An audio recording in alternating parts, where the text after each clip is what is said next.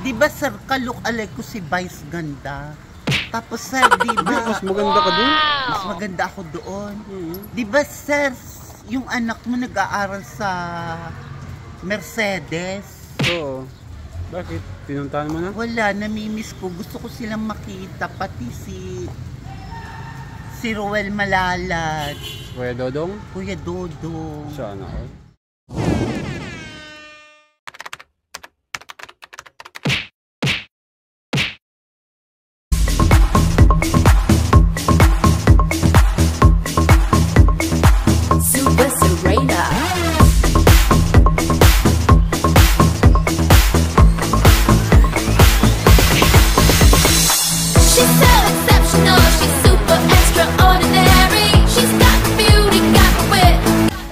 Frida, kumusta na? Ilang araw tayo hindi nagkita ah. Oo nga, sir. Kotse mo, sir. Malinis sir ang kotse mo. Bakit ngayon lang tayo nagkita, Frida? Wow! Hindi ko alam, sir. Ang linis sa kotse mo. Saan yung pinapa-car wash, sir? Nag-ulan lang. Karosh, nabasa ng ulan. Oo. Saan mo yan, sir, nabili? Magkano bili mo dyan? Wala, inutang ito, hulugan. Ayan, bibili din ako niyan. Wow, sana all. Kaso hindi ako marunong mag-drive, sir. Tuturuan kita mag-drive. Sir. Aga, sir, pupunta. Sir, balita ako, nagkasakit ka daw. Nagkasakit ka nga ba, sir? Oo, natrangkaso ako. Ah, trangkaso lang naman pala. Kala ko kung anong sakit. Kala ko yung may sakit bagang ano. Wala man. Magkaibigan tayo, sir. Oh. Asan yung asawa mo? Nandun sa bahay. Gusto ko makita yun si ma'am. Gusto mo makita? Kumusta mo ako kay ma'am? Oo, kumusta kita? Gusto ko tayo makita, ma. Wow! Diba, sir, diba, sir, ka-look-alike ko si Vice ganda? Tapos, sir, diba? Mas maganda ka dun? Mas maganda ako doon. Sir, ka-look-alike ko si Vice ganda? Tapos, sir, diba? Mas maganda ka dun? Mas maganda ako doon. Diba, sir, yung anak mo nag-aaral sa Mercedes? Oo. Bakit? Pinuntahan mo na? Wala, namimiss ko. Gusto ko silang makita, pati si Ruel Malalad. Kuya Dodong? Kuya Dodong. Sana all. November na, sir. November na, mapasko na, Frida. Mamaya, December na. Cellphone, sir. Cellphone ang gusto mo? Oo, regalo ko. So mawawala mo naman yun. Baka pagbigay ko sa'yo ngayon, bukas wala na. Kasi ganun yung nangyari doon yung mga binigay ko sa'yo eh. Hindi yun mawawala, sir. Iingatan ko cellphone. Pagbalik mo dito, sir, padalan mo kong cellphone. Tas pera na naman, sir. Mga pera na naman. Mga pera na naman. Oo, sir. Sa Pasko pa naman. Sa Pasko pa. Sa Pasko pa naman pala, no? Oo. Pero dapat, Frida, magaling ka na kasi yung cellphone kasi... Hindi pa, sir, ako magaling. Hindi Medyo. pa nga ako makatrabaho sa may sakit pa ako. Ano bang sakit mo, Frida? Lapit ka dito. Anong sakit mo? Ngipin baga. Sir, kalago. Hindi pa, sir, ako magaling. Hindi Medyo. pa nga ako makatrabaho sa may sakit pa ako. Ano bang sakit mo, Frida? Lapit ka dito. Anong sakit mo? Ngipin baga. Sir, kalago. Mabili nga akong 10 gamot. 10 piso lang, bilang. Sabi ko, papabunot na natin yan. Oo. Naku, sir, baka wala ka ng pera. Ito, Frida. Wala ko, Frida, ng ano. Wala kang cash, wala kang papel. Okay Wala na yung papel. bariya lang. 70 lang yan. Ay, salamat sa ang nilalang ni sir. Diyos ko. Magbigay Kanina ka. 25, 100 na nabigay mo sa akin, sir. Kanina 25 ano? Tapos ngayon may bariya akong 75, 70. Paano ka ba, sir, nagkakapera? Paano nga ba? Umayos ka, Frida. Nadadakop ka, sir.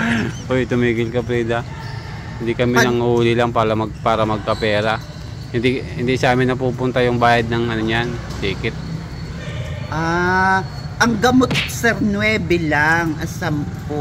Magmerienda ka na, Frida, ha? Hindi na ako mamerienda, sir.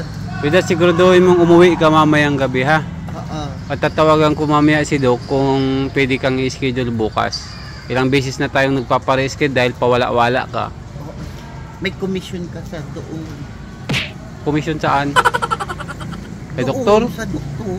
Anong komisyon ang gagawin ko doon? Bibigyan ka pa nga niya ng discount? Discount. Komisyon ka dyan? Bibigyan tayong pera ng doktor. Hindi. Doon ka magpapadental. Ngayon, imbis na mahal yung dental, bibigyan ka niya ng discount ni Doc. Na mura. Oo, na mura. Tulong na lang sa'yo. Hindi na ako mamamasahe dahil po dyan ako sasakay. Oo nga, bukas. Pero iti-text ko muna mamaya kung wala siyang matutulog. schedule. Bahala na, Basta sir. ang gawin mo ngayon, umuwi ka sa bahay nyo. Ha? Oo, sir. At ma-text ako dun sa kapatid mo. Oo. Siguro, Sabado bukas, Bernes ngayon, sir. Bernes ngayon. Siguraduhin mo ha. Oo, sir. Maduman ako, sir. Masang ka na. Umayos ka ng damit mo bukas ha. Ayusin ko ang mga damit ko. Tapos maligo ka ha. Oo. Umayos ka, Ayusin ko, Frida. sir, mga damit ko. Mapunta ka na. Saan ka na punta? Oo, sir. Saan ka na punta? Ayusin ko yung mga damit ko. Oo. Umuwi ka mamayang gabi ha. Oo, sir. Ayun mga kalingap, isang mapagpalang hapon. Yan po si Frida. Dalawang beses na pong na-reschedule yung namin, yung appointment kay Doc. Kasi nung last na schedule namin, hindi ito si Frida umuwi sa kanilang bahay. Kaya hindi ko naisama doon kay Doc. Kaya bukas, tatry po natin na pa-schedule ulit kung mapa-dental na po natin. Ayan, maraming salamat po sa inyo guys. Lagi po tayong mag-iingat and God bless you all. Present my test result to Elizabeth. Should that be private? I need you here. Okay. I am on my way. By the time Kirk arrived, Elizabeth March had already transported up from the planet and what is standing in the sick bay office. Her face taut with apprehension. Obviously, McCoy had told her anything yet. The doctor himself looked down. The doctor himself looked down and exhausted the bag under his eye bigger and darker than Kirk had ever seen them. Kirk feared the worst. McCoy came up with the medical miracle Anna needed. Bone asked me to be here. Kirk explained, "Is it alright? You're present, March." She nodded. Then they both turned to McCoy. Out with Bone, Kirk said, "The better man. When the planet Imperia, a colony of genetically perfected human beings, demanded that the Federation remove a science station which has been placed for nearly 20 years, the Starship Enterprise is assigned to transport the planet. The Federation Ambassador will..." Bilhin mo to, sir. Gusto mo? Ito? Oo. Gawin natin apartment. Parintahan natin? Oo, parerentahan natin. Ano? Tara na, Frida, doon tayo. Sige, tara na. Alis na tayo dito. Galing ni Frida magbasa.